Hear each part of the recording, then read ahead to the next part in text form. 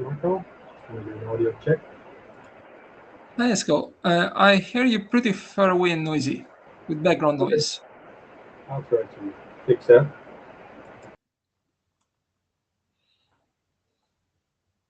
And hi, Bill.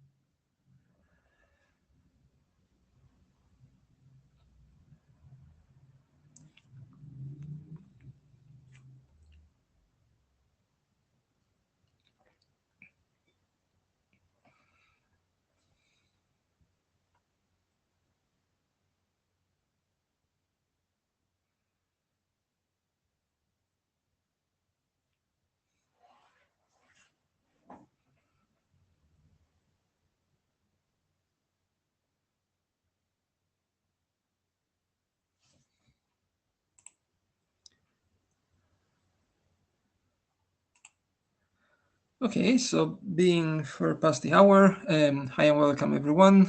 This is an interim meeting of the co-working group. I'm Marco, my co-chairs are Jaime and Karsten, who cannot join today. And as usual, this is an official IETF meeting, so the note will apply. I guess you're all familiar with that, but please have a professional behavior, treat each other with respect, and if you are aware of any IPR personally, you have to disclose those or refrain from participating in technical discussion about the topic. The agenda item that we have for today is a follow-up on the topic of abbreviated URI path, Christian's draft, of which we have version 2 since yesterday, and it's under call for adoption, also started yesterday. I don't think you have slides, Christian, not that I've seen it, but I can see you scrubbing in the minutes.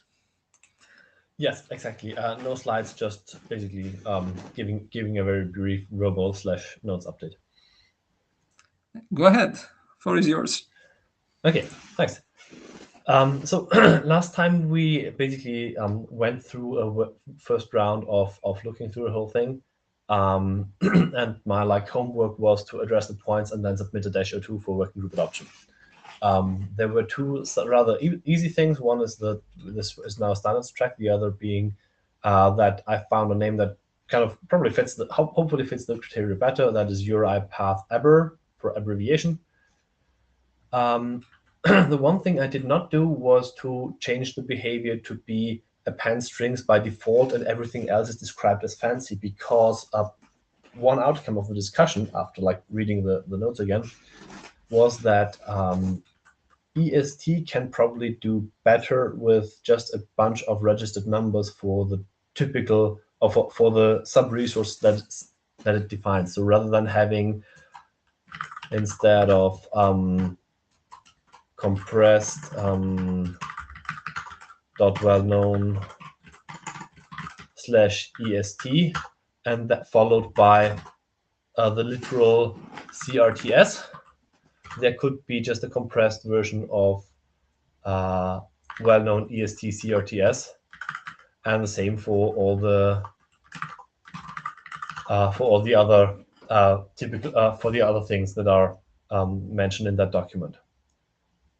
That has the upside of being more compact, but I think the more important upside is that it is easier on implementations, because they can just say, okay, that's the value, and it doesn't hurt that there are now 4 of those values, because it spares kind of there is number space, and we can go for slightly larger numbers, and the uint parsing is in the co-op stacks anyway. The one downside, why I'd need a bit feedback from especially the EST people more familiar with EST, is that EST also has the option of saying /.wellknown /est /some opaque identifier /CRTS, which I understand is a way to offer different endpoints on the same server without going through non-well-known URIs. I'm not really sure why this wasn't done by just going through non-well-known URIs, but my guess is that those are not used so frequently, and those are not used in like the cases where it is most important. So maybe it's fine to just not compress those at all. And then the follow-up benefit would be that we could talk way less about having any other repeated options at all, and just say, okay, here is well-known core, here is well-known RD, here is well-known EST, CRTS, and that's it. Basically, those are the kind of questions that I think make sense to discuss here. And it's also captured in the documents issue tracker.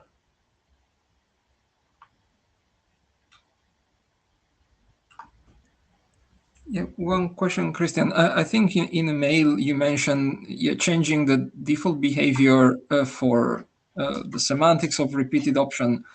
I guess you were referring to the behavior for repeated instances of the first option with the value abbreviating those EST sub-resources specifically, right? No, the homework, like the homework from last interim, was to change the description so that there is one like default behavior that is applied overall, and then only if there's really something very, very, very special, then we do something different than appending the text of later options as a text string. Okay, right now the draft doesn't really express something like default behavior. It says that, let's say by default, the semantics can be left unspecified because it's easier to specify it later with an update instead of forbidding it up front. Well, right now it says that each entry says how later options are to be handled. Right.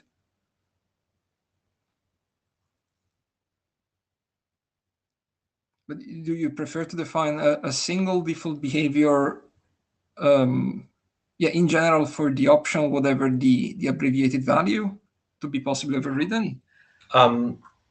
It's not so much a default in the sense that you can apply it if you don't know the rest, but it's a default for authors to say that if we don't specify anything else, that is what applies. Otherwise, we'd have to specify it. Okay. So that it's not a default in the sense that if you don't know it all, you could act on it. Thank you. Esko? Esko? Yep. I'm just checking if the audio is better now. I hope so. A tad, yes. Okay, I didn't find a way to get it better, so it could be using the wrong microphone.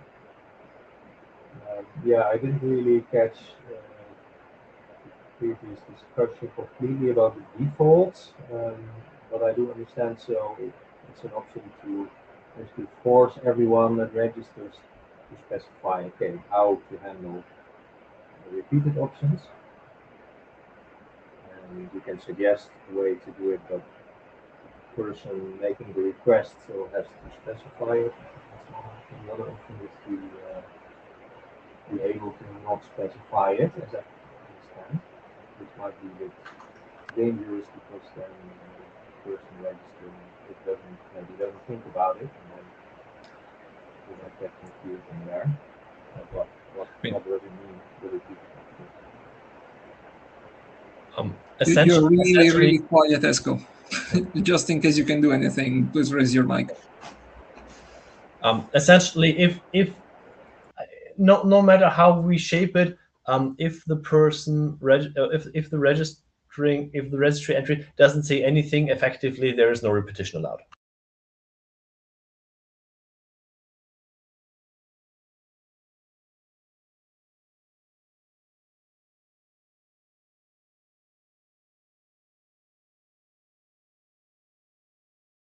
So but ideally, like if we retain a default behavior, like they should say something like, and the default behavior applies, and then that can be applied. But frankly, if things work out as I imagined with pull request 18 and EST not needing those suffixes, maybe we can just really leave the topic of repetition aside and make this a very, very simple short document.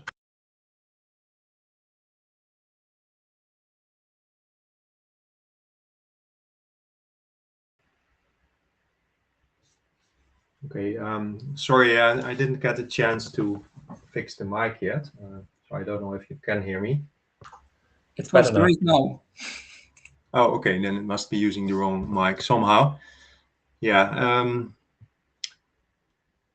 I think it's actually quite useful to have basically repeated options to append these URI strings or URI path elements. So yeah, that seems at least more useful than having it unspecified. But okay, I guess that's up to the person making the registration to decide what it should do, right? In case of repeated elements. So one way that this is sketched out in pull request 14 is to say that is a bit to rename it and to say that there's like basic behavior, like basic usage and extended usage, and unless in the registration that extended usage column like is ticked, then the simple pattern of you can have text string options after it applies, and only if something opts in, if a registration opts into having extended usage, then they could like do more in there than just append text strings. My concern is just that now that EST could also work well with 6 or 7 pre-registered values for the whole thing, we don't really have an example of where it makes sense to append text strings. So if you have one, or if you think that, what's your impression of the EST, what's it called, arbitrary name components? If they're common, then probably, yeah, that makes sense. Yeah, that's a good question. We should also be asking then, is it common in a co-op context for EST to do that? Yeah, that's maybe a good question, and I'm not even sure if EST is very common at all in co-op. I know that for the constrained Bruce key definition, for example, it's not used at all.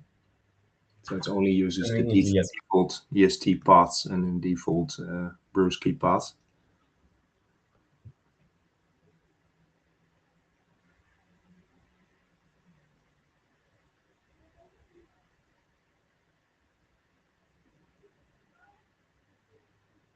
So I would not worry too much about that. And it would be nice if you can support it, of course. So if a solution can support this label usage.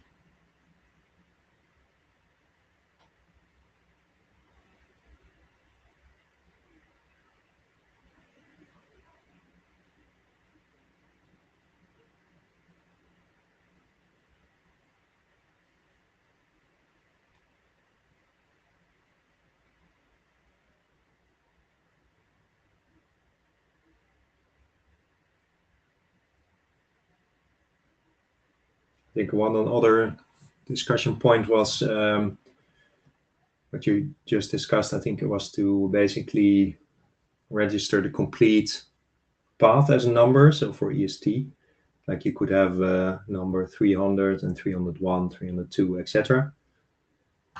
Yeah, I think that's easy. That just makes things easier on the whole. Yeah, and on the other hand, if you do that,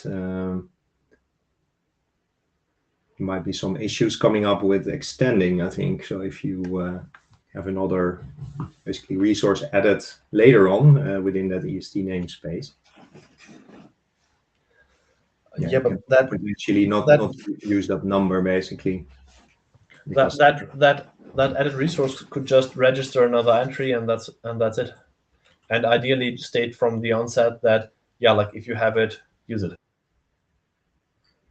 Yeah, so the scenario could be that you have, let's see,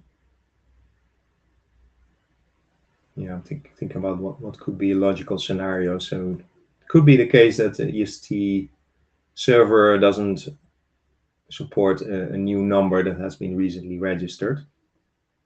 So then the client gets back an error from the server. So, and the error does not say actually whether, just that specific resource is not supported, or maybe the whole of the EST well-known space is not supported with abbreviated paths, or maybe the whole option is not supported. So that could be either of those things.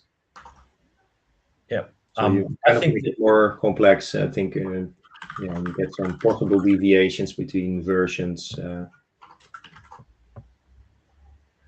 I think the easiest way out there is what the document already recommends, that a specification that introduces something like below there and introduces an abbreviation would do the registration at the time of writing or publishing that specification, and mandate that the server supports this, because then it doesn't become a matter of fallback anymore. And Cbrewski would already be in a position to do that.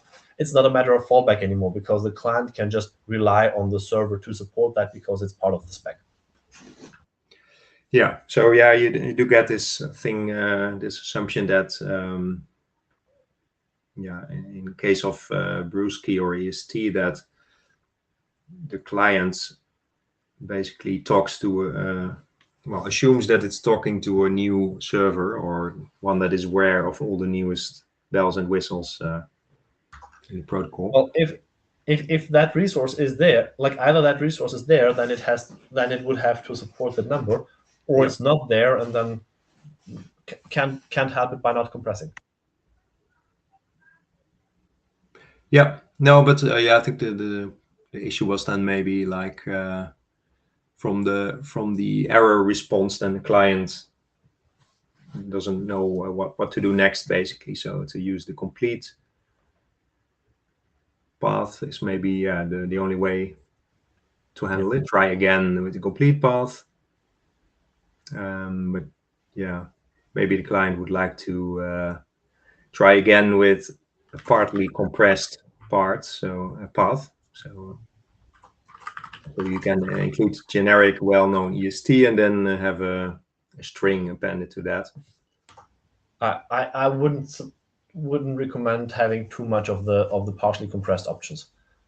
I mean, it's if we have so for EST, if we register well-known EST certs and sen and zren, etc., and then also register well-known EST for compression of the alternative names, then that's an issue. But frankly, I'd prefer to only register well-known EST if it's really understood that yes, those arbitrary identifiers in there are a thing here, and just kind of keep variability low. Yeah. So if nobody uses those labels, you could also say let's not support it by registering. I think that's what you're saying. So we don't register anything useful for that, and you don't get the compression there, but that's okay because nobody's using it anyway. Yeah.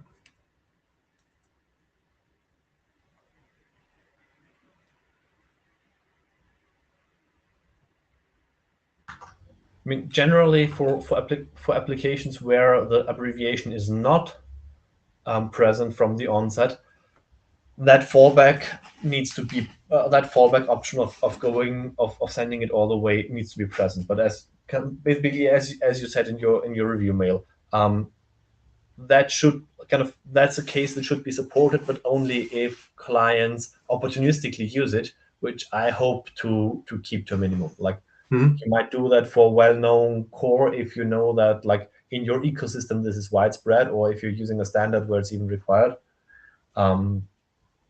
But just out of the blue sending it, that has to be coupled with recovery, and then devices the trade-offs might be different when it comes to implementation complexity, and people who might prefer to just send the long form if they can't be sure that the short form goes through.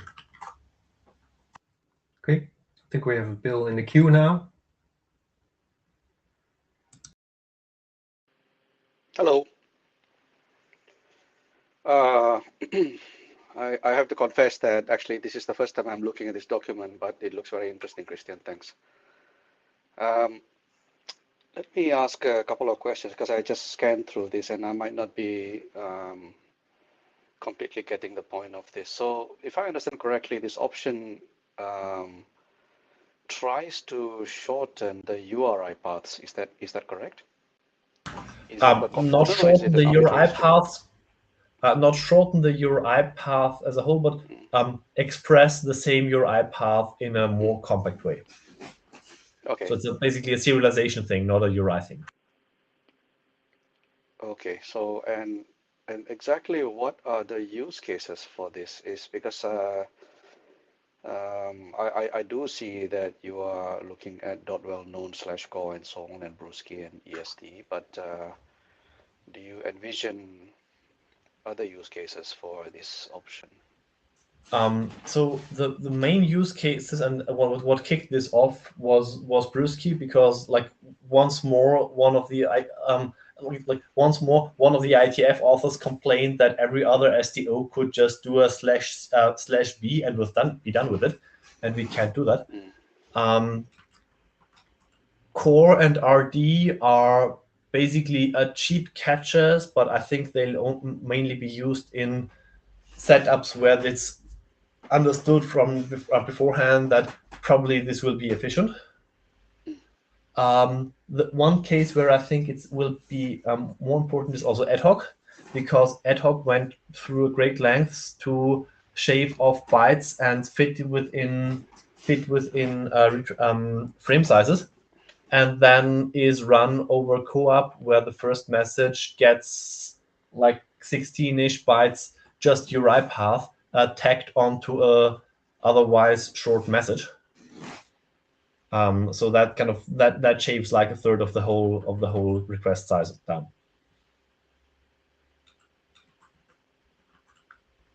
Right, but I'm just thinking about the complexity of implementing this versus just sending the long form, and and then it doesn't really solve the problem where if you even use this option and you send, for example, something like .well-known/core to a server and then the server responds, the payload and so on, it does not really it doesn't really change that, right? So it's not going to be a big savings in terms of transmissions. It's made so the savings and that question came up also previously. The savings are mainly when you have like for making the request really short. So for example, and I'll have to add those examples into the document. When you're placing a co-op request in a Bluetooth advertisement, then it can make a difference whether or not you're adding 20 bytes here.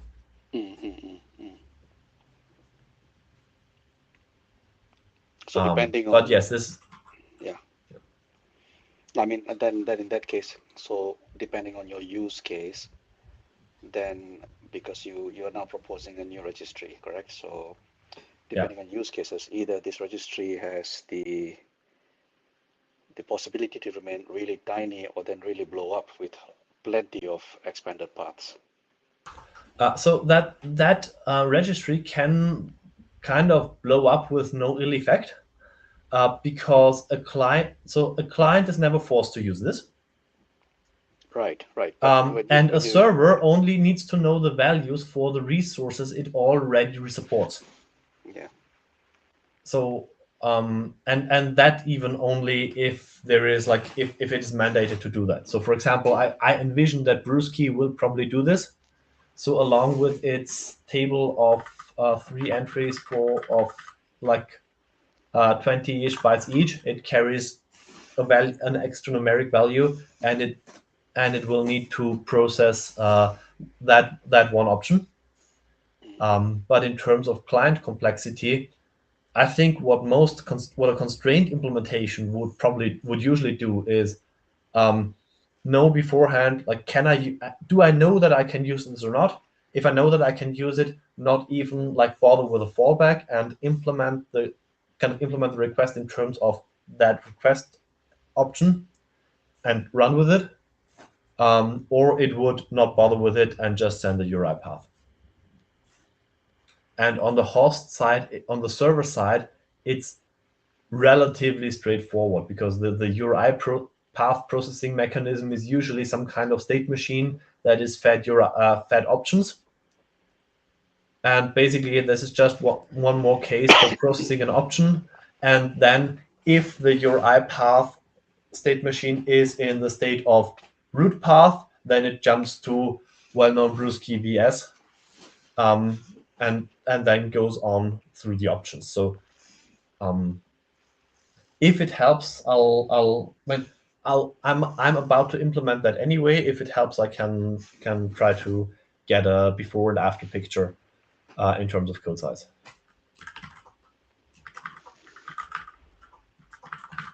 Yeah, okay. I'm just thinking of ways in which this can actually be gamed so that you have implementations that combine both the short path and the long path. So you have an abbreviation, for example, with an option value, and then you still add extra paths there that can go up and down, and that require some level of very clever parsing. So there is no going up. The option is described as being mutually exclusive with URI path. So encountering both is an error already. And then it's also described such that if the server thinks in terms of URI path options, any expansion would just produce any number of options, but you can't go up after that. It's really just like either you find that or you go away with it. Which is also part of this option of having repeated options later. It's like, it's nice to have, but I don't think we have the use cases right now. So even that is something I would probably not, I don't expect to see in a constrained implementation. Okay. So in other words, there's no way to, for example, enforce the algorithms in 3986 for the passing of the URI paths and so on. No. And no percent encoding and this and that. No. Okay.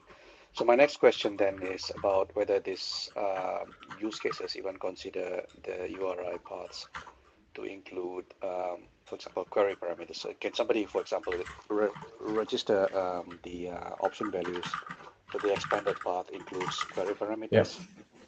Deliberately not, and this interacts with the number that is assigned to this. So the number I'm asking of the designated expert is 13, which places it before URI query, which means that queries stay separate, and you can do, for example, set well-known core and then with the query parameters after it, and they stay as they are.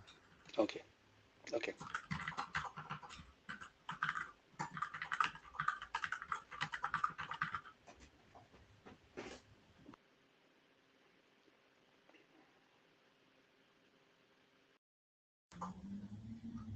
Technically, someone could register something with a question mark in it, and then that might be interpreted in a weird way as a percent-encoded question mark. But I'll make a note to the designated experts to kind of check that or like rule it out by the expression even.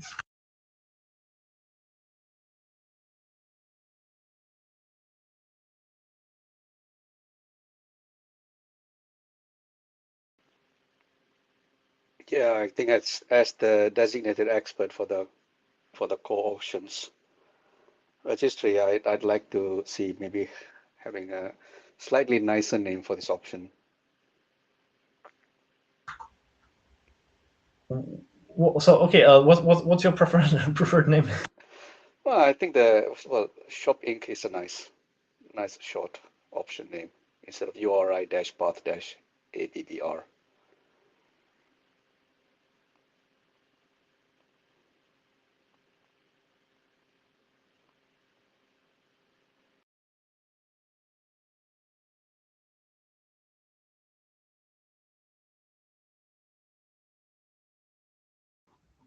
So Christian, I did have one question, and it's basically triggered by the minutes. it now mentions repeatability of the option. So can we actually define it now as not repeatable and then in the future kind of add repeatability? Would that be possible? Yes, that's a possible course, and that is like the extreme version of pull request 14. So pull request 14 like chunks it up to make this repetition very much isolated, and already has a note that we could also not do this now at all, and just leave it up to a later document if and when we have a use case. I like that. I'd actually right now prefer that way. And the only thing in the text it would probably have is some note on there are thoughts about future development. So if you implement it, maybe don't lock yourself into it being precisely that way. But like unless you start supporting numbers where this is being used, you don't have to worry about it. That would make the document a bit shorter as well. Okay, simpler.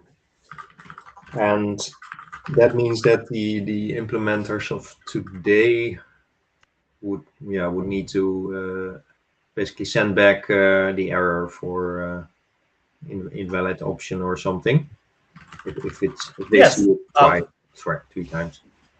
Yes, which is exactly also what they should do if they encounter a value they don't recognize. So if they implement it correctly, it will already behave correctly towards clients that use multiple versions. That's right.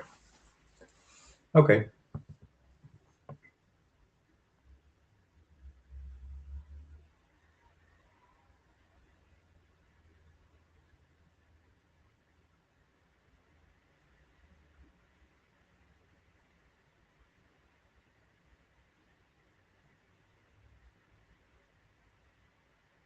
So shall we go that direction?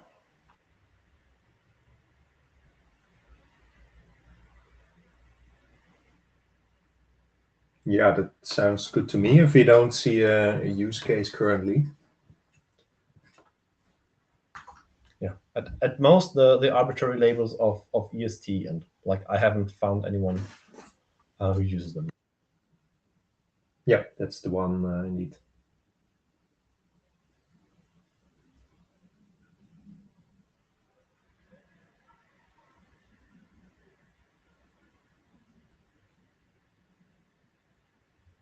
Okay, thank you. I think that's all the input I need to like make a -03 and shorten this by at least a page.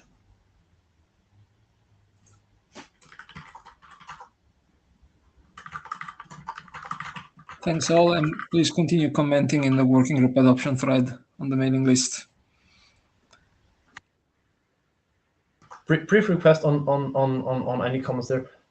If you have own examples where you think this would be convenient to use in terms of actually making a difference, please include those there, because like I have the examples around Bluetooth advertisements, but I know they are a tad niche. So having examples, for example, on 802.15.4 would certainly be convenient.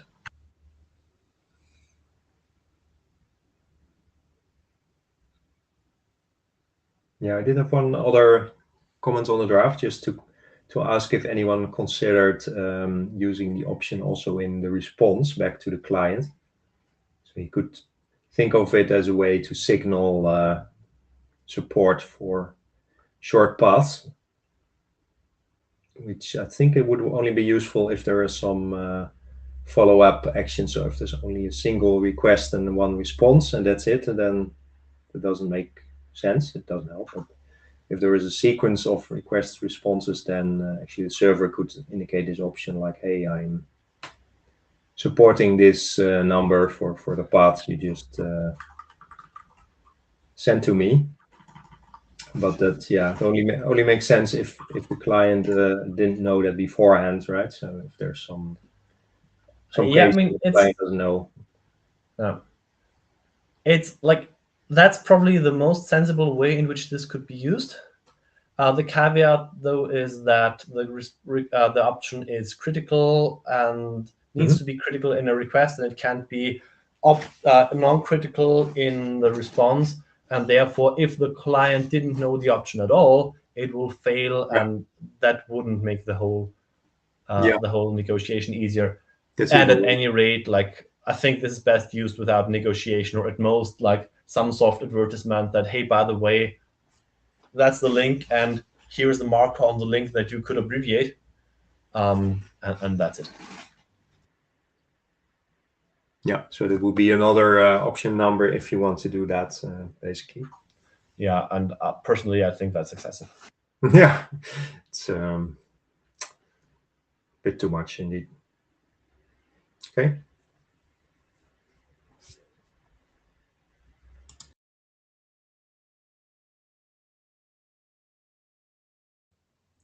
Okay, thank you all. Do you have all you need, Christian? For today, at least. Yes, I do. Thank you. Great, thank you. Okay, we had a request in the chat from Torles to raise a question about core parameter and link format. I think you have a great audience today to get good feedback. Yeah, thank you. Can you hear me? Yes. Okay, so I did request screen share.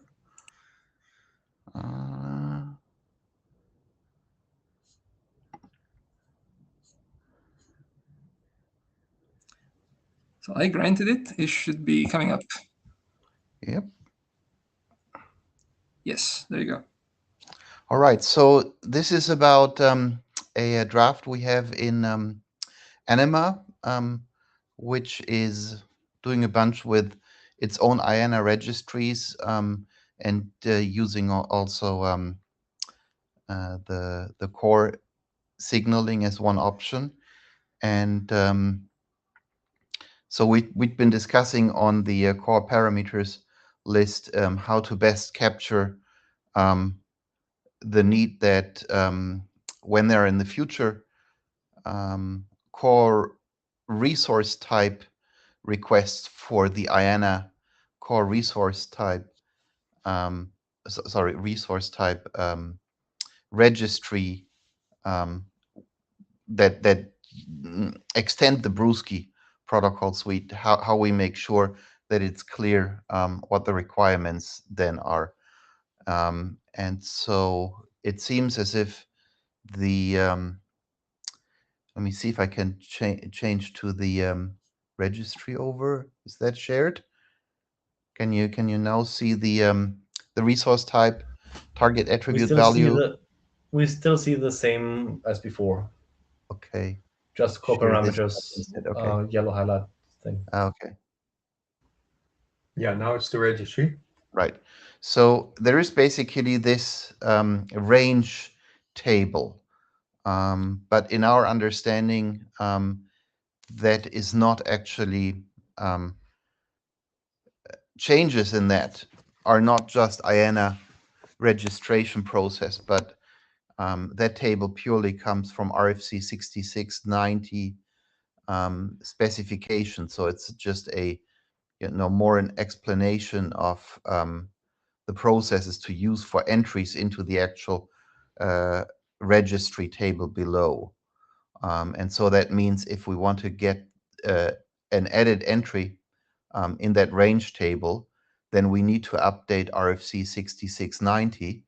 And that's exactly what this proposed text in our draft is doing, right? So this section 511 would be declared to be an update to 6690, asking IANA to add these two entries, right? So where, let's say the really relevant one is value starts with Brewski, specification required, but with the additional note that the requirements are described as in this section.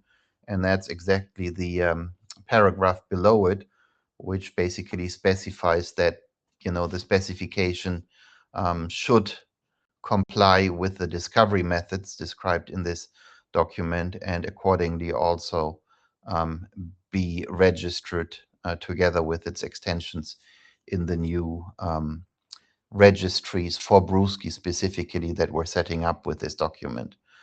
So that node column doesn't yet exist in the range table. It does exist in other range tables already in the core registry. That's why I came up with that proposal. There is the more questionable escape option here with the second entry, where I'm not sure how important it is to do this now. It's just that if the whole requirements of everything in Brewski being subject to the requirements here in the section seem to be too harsh, then basically we can add the second line as a subpart of that is not having the hard requirements. So, but ultimately, I think beyond being, of course, a subject for core parameters to decide on that, the question is, when we're doing this, as necessarily seems as an update to RFC 6690, what's the right process beyond what I'm doing here, bringing it to the extension of the core working group that's responsible for 6690. And with that, I guess also to anyone asking for updates to it.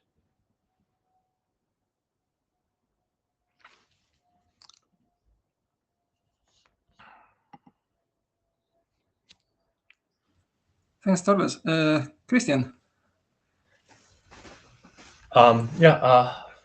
I think the right path forward here would be similar to what you're doing, but not to like 66. That would be to update 6690, but not make this another range, but just alter the registry to say that prefixes can also be registered, and when a prefix is registered, it might like consume all the values under that space, or it might just alter the registration policies,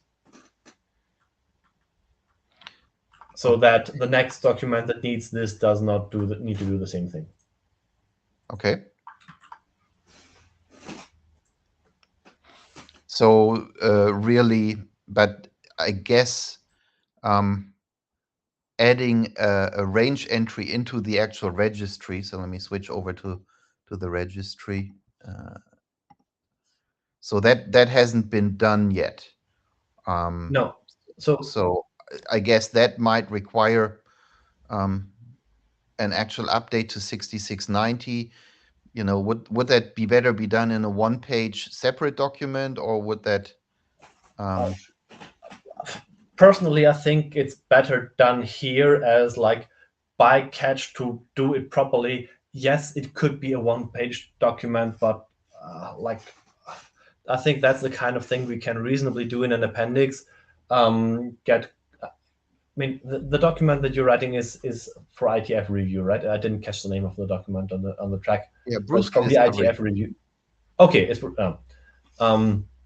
so like unless someone strongly complains, I'd personally rather just do it in an appendix, because it's not like changing a protocol. It's just changing a registry with something that we probably should have done when the OID smart home device registered its 20th entry. Okay, so let me try to rephrase what you said to see if I understood it correctly. So we're changing, we're writing everything into Brewski Discovery. One would be, a general extension to 6690, saying that the registry also accepts range entries, which are marked with a star or something, like Brewski star, and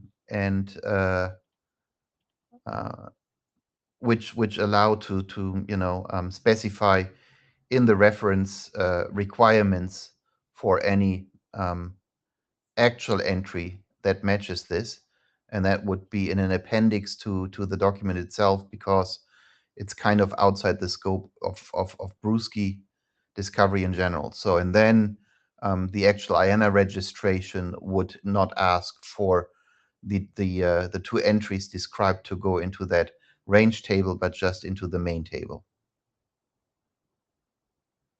Precisely. Okay.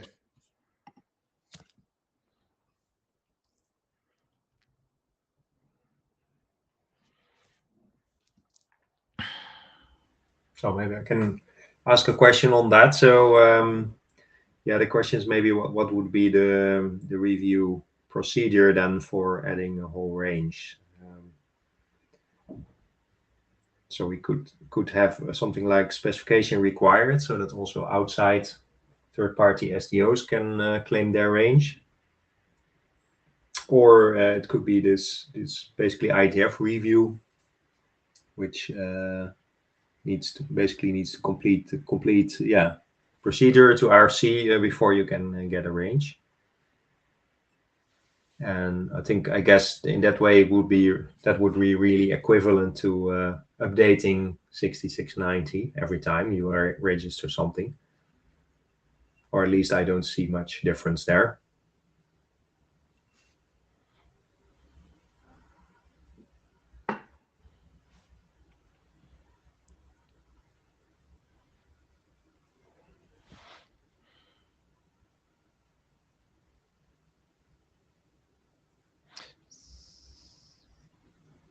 So I think the range entry should require what is it, IETF review, right? Which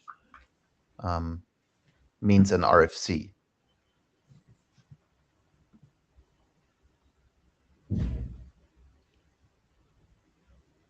Because that allows us to better, I mean, because it establishes, I mean, the whole point of having a range entry is, I think, in the way that the Brewski stuff does it, which is to capture specific requirements for entries into the range. Mm-hmm. And right. that, so, and these requirements somehow need to be, I mean, in a way that in the IETF, the core parameters list can at least understand what they need to do about it.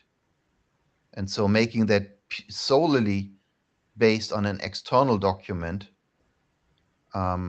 seems somewhat problematic to me. Oh Okay. yeah, of course. I mean this is like, what is it, Douglas Adams, right? So yeah, the requirements document for entries into the OIC range are specified on Ursula Primer, just 40 light years away. What's your problem accessing it, right? Right, that could happen then. Yeah. Yeah. So I'm just trying to see, would this be better than, let's say, every time you update 6690, like here's another entry, we update again.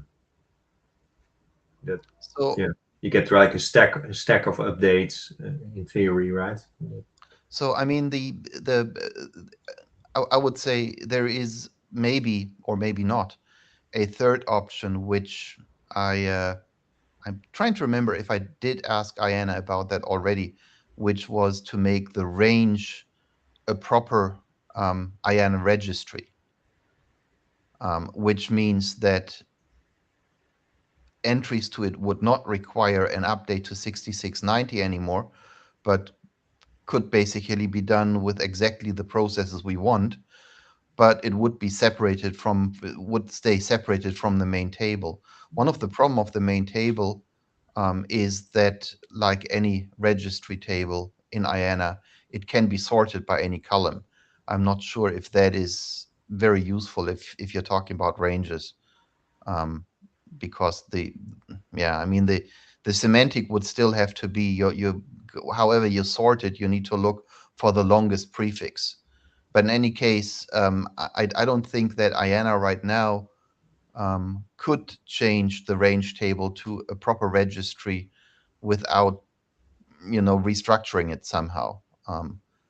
But keeping it separate might be more, might be clearer. I don't know. Yeah. But it's kind of a question to discuss with IANA first, how that would look like. I mean, I was confused in the first place looking at this registry, because it wasn't clear to me whether or not the range table was a proper registry table, then I read through everything, came to the same conclusion as ESCO, that it's not, that it's purely part of this. I mean, the way it is now, I think it's part of the notes, right? The notes section there explains, how the registry works, and the range is just part of the note, but that's not how it's written down. So there is a bit of IANA discussion. If we figure out a way, how to make that range a proper table by itself, then maybe we can bring that option back to this type of interim meetings. I mean, one of the challenges is that 6690 already specified the range to be one and the same between the resource type and then the second type. What are they called? Yeah, the interface maybe. Yeah, here the interface type. Yeah. And I guess I don't have any strong opinions of also having Brewski stuff here in interface type, even though I wouldn't know at all what to do with it right now. But basically, IANA split up the single description of IETF review and specification requirement into the two entries here, just so that it matches their table structures. Right. So if we were to make the range a separate registry and refer to that separate registry, it could again become a single one, like it was in 6690.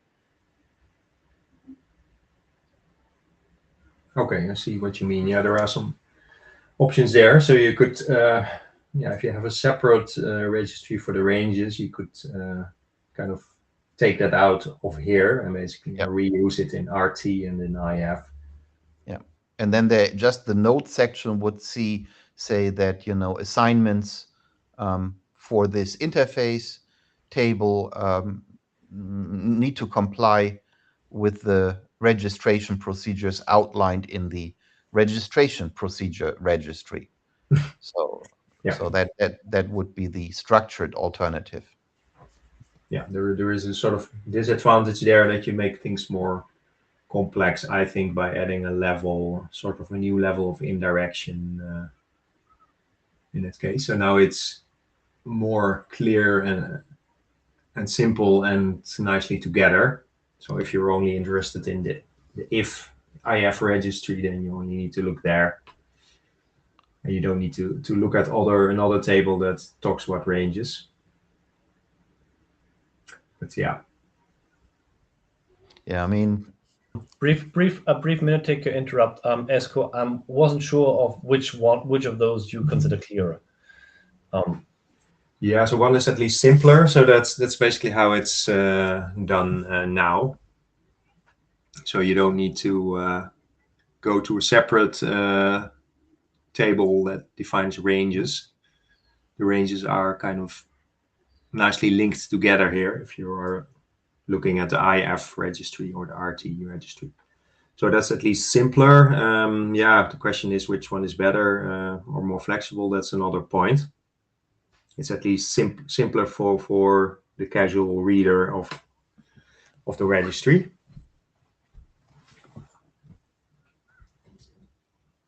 So if we go with Christian's proposal to just have the range, have additional range entries specified in the main registry table, then it still has an impact on the simple range table insofar as that any such entry in the registry table, like Brewski, for example, and if that if Brewski, for example, said it requires IETF specification, that overrides then the all other value specification required from the range, right? So you're basically saying the longest prefix has the rules. Yeah. I think kind of from how you've outlined it, I think I like your proposal better with just basically factoring out that mini table into a dedicated registry that has probably that has IETF review, and then go with that. I think it's easy. It's definitely easier than having the ranges kind of inlined. Yeah. Well, I think the thing with the ranges inline is that it creates the confusion with a simple range table on top.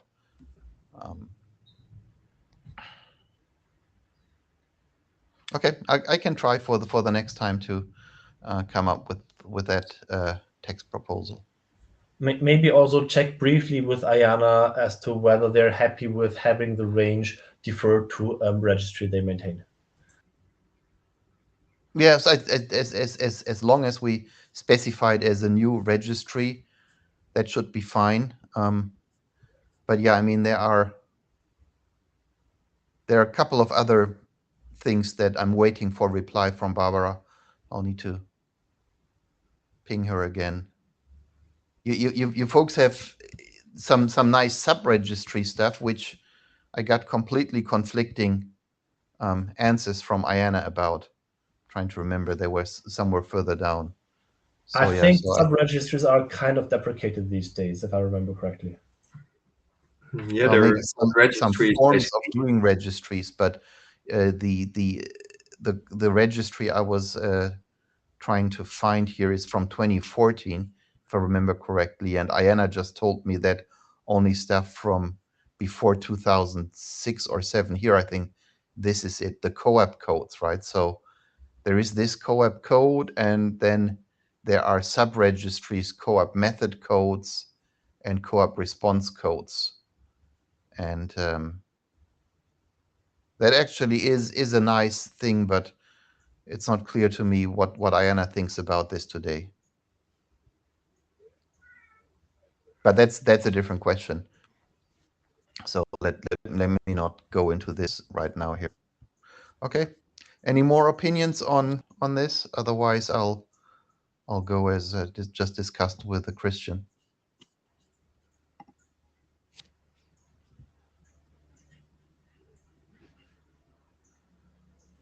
Esko, you're still in the queue. Do you want to say something?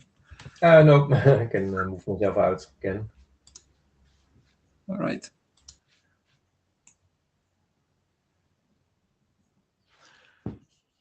Nothing more in the chat either. Okay. Thank you, Thomas. Okay. We are at the top of the hour now, and we have more time in principle, but I think we are out of topics for today. So we are at the AUB. Does anyone have anything more to discuss about core? So heard none. Thanks a lot, Christian, for helping with the notes. Talk to you in 2 weeks. Thank you all. Yeah, thank you. Bye-bye. Thanks. Bye.